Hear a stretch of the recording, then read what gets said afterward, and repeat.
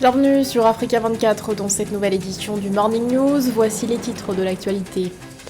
Réunion au sommet de l'État en Tunisie, réunion durant laquelle le président Kais Saied a dénoncé un complot contre la sûreté de l'État. Le chef de l'État assure que les personnes visées ne resteront pas impunies.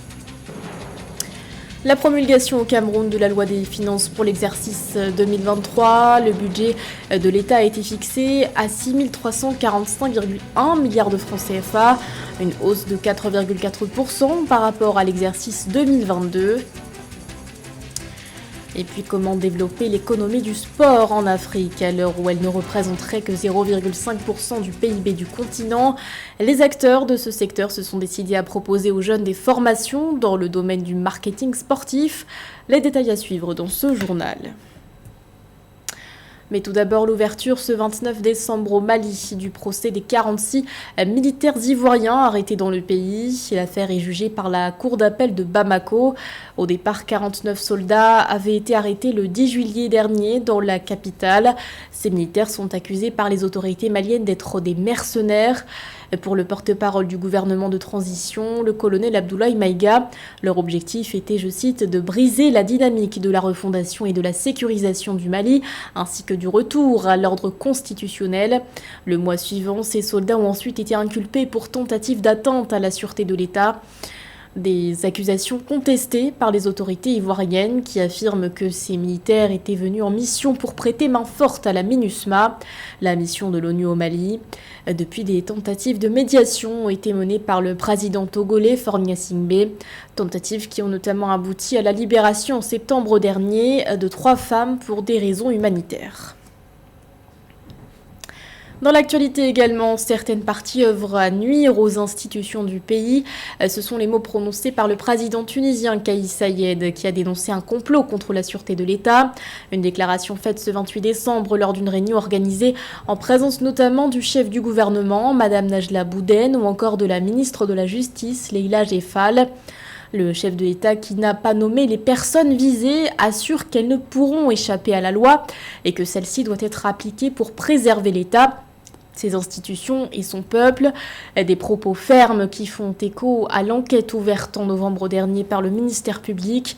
25 personnalités sont en effet dans le collimateur de la justice pour atteinte à la sûreté de l'État, mais aussi offense contre le chef de l'État. Écoutons à ce propos le président tunisien.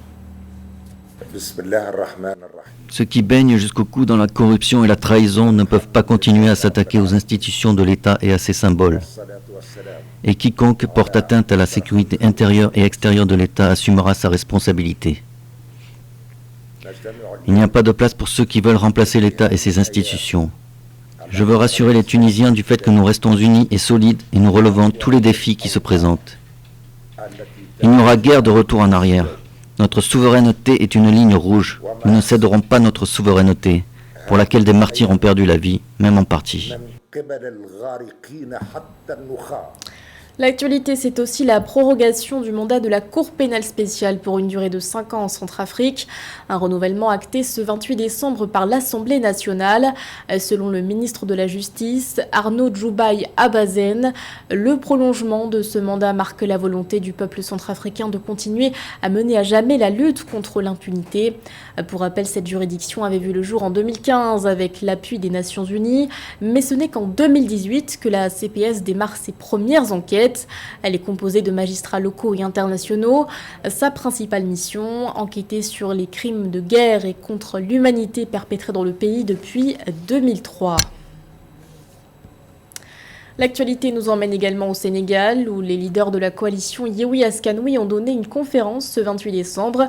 Au cœur de ce point presse, le rapport de la Cour des comptes sur la gestion des fonds dédiés à la lutte contre le coronavirus. Un document de près de 180 pages qui met en avant des fautes de gestion et des infractions pénales présumées. La juridiction signale notamment des problèmes de surfacturation, d'attribution de marché, mais aussi des dépenses qui n'étaient aucunement liées à la riposte contre la Covid-19.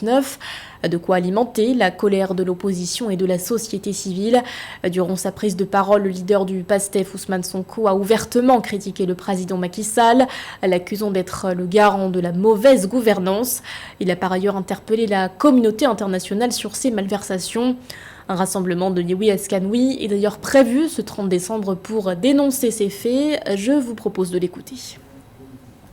Le dernier rapport sur le Sénégal du département d'État a souligné que des institutions, des instances, des organes ont été mis en place pour contrôler la gouvernance publique, mais que souvent les rapports ne sont pas suivis d'effet.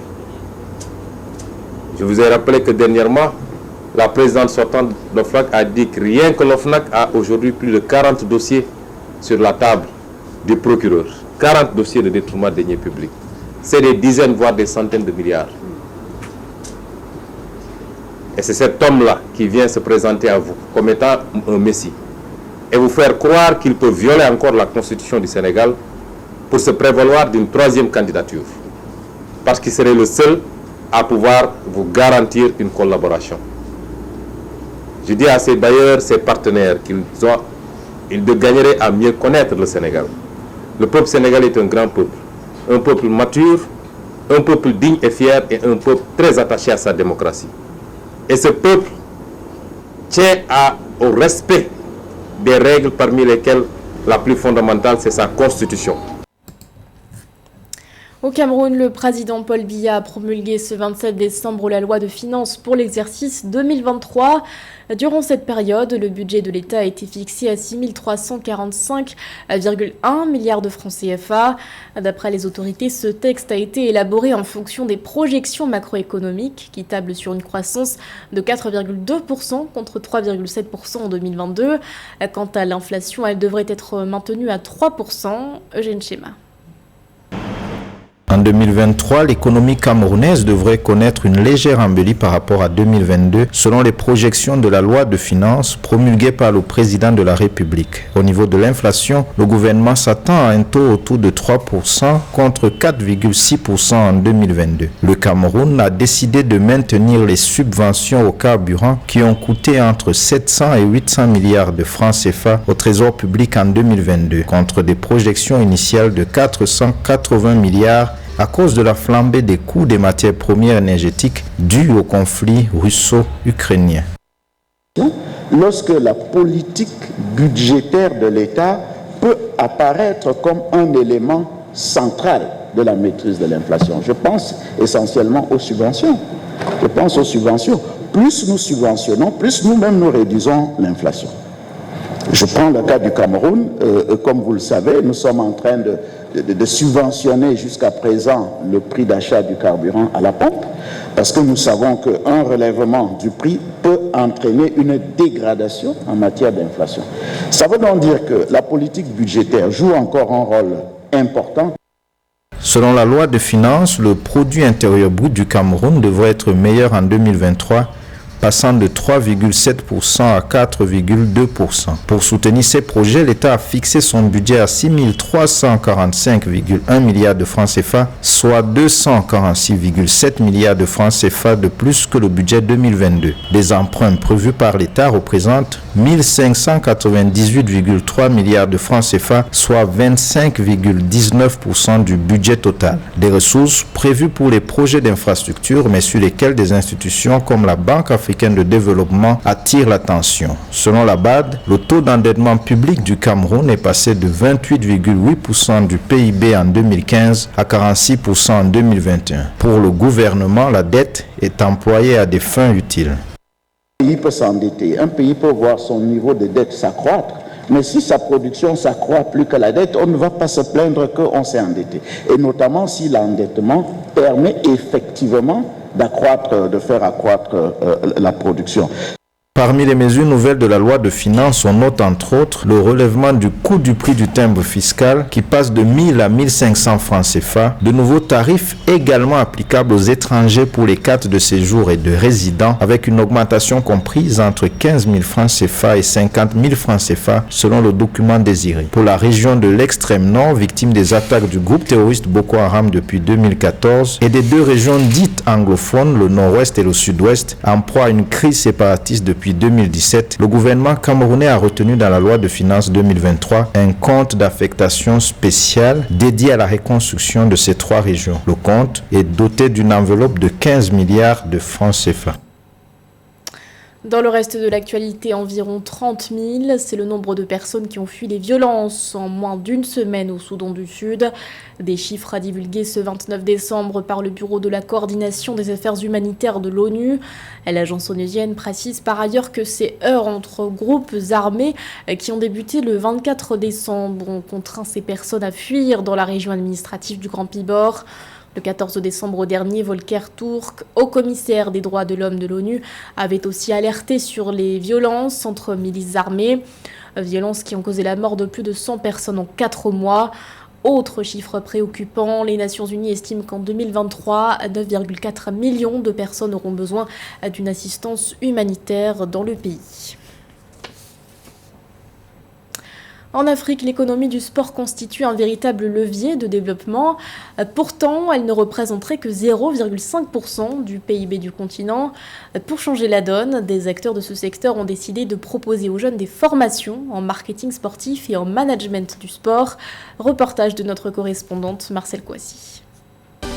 Malgré de nombreuses compétitions sportives, le talent visible de ces sportifs dans les plus grands championnats à travers le monde et un fort taux de croissance ces 10 dernières années, les rares statistiques indiquent une économie du sport en Afrique ne pesant que 0,5% du produit intérieur brut du continent. Pour Jean-Tanguy Apoidou, promoteur du Salon africain du football, le développement et la promotion de l'économie sportive en Afrique passent par la formation des jeunes et la création de cadres de formation en marketing sportif. Le continent africain, je dirais, est un gros consommateur de compétition. Et il est quand même un peu paradoxal de voir un tel continent consommer autant de compétitions et ne pas avoir, par exemple, dans ses rangs de formation, des formations sur le marketing sportif. Et nous avons donc, en partenariat avec l'Institut Diamba, initié auprès de l'Institut national polytechnique d'Abidjan, au Fouet-Boigny, la première promotion de marketing sportif et de management du sport qui pourra effectivement prétendre officier sur l'organisation de grands événements. Bernard Lama, ancien footballeur international français et cofondateur du club professionnel sénégalais Diambars Football Club, partage la même vision et invite à une organisation accrue du secteur. Former les futurs managers de demain, donc les personnes qui vont s'occuper du développement des structures. Et en fait, il faut organiser les choses, il faut s'organiser, c'est-à-dire qu'on ne peut pas développer un club, on ne peut pas aller trouver des sponsors si on n'est pas correctement organisé, si on n'a pas un bon organigramme, si on n'a pas les bonnes personnes là où il faut. D'après les statistiques disponibles, l'économie du sport représente 2% du PIB dans les autres régions du monde, mais seulement 0,5% du PIB en Afrique. Outre la question du marketing sportif pour dynamiser l'économie du sport sur le continent, les institutions internationales estiment qu'il faudrait également miser sur la mise en place d'instruments adaptés pour susciter l'intérêt d'entrepreneurs et d'investisseurs dans le secteur. Direction à présent le Kenya, où le gouvernement s'est donné pour mission de développer le football local. Il a ainsi annoncé le lancement d'un programme dénommé Talanta Hela, programme qui vise à détecter les nouveaux talents par l'organisation d'un tournoi pour des joueurs âgés de moins de 19 ans. Les détails avec Paul-Marcel Mayaki. Au Kenya, le gouvernement ambitionne de reconstruire, moderniser et monétiser l'industrie du sport à travers le programme Talanta Hela. Programme spécial de développement du sport dès la base, Talanta Hela permettra aux autorités kenyanes d'organiser un tournoi de football pour les équipes de moins de 19 ans des 47 comtés du pays. Des tournois organisés dans le but de former la nouvelle génération de football pour une qualification à la Coupe du Monde 2030.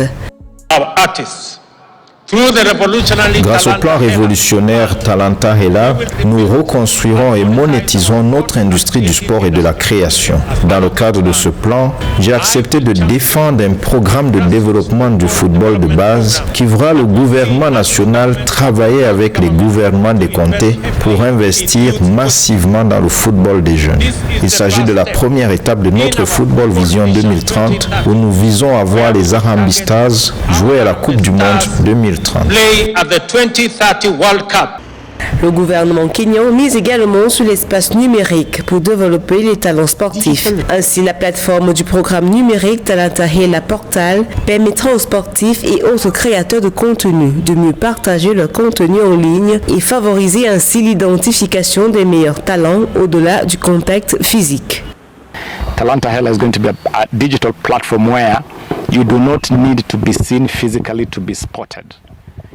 La plateforme digitale Talanta Hela permettra aux jeunes sportifs de tout le pays de diffuser des clips d'une durée maximale de 5 minutes montrant leur performance footballistique. Et notre équipe d'entraîneurs qualifiés de l'Académie des sports du Kenya se chargera de les analyser et de sélectionner les talents qui vont intégrer notre Académie des sports.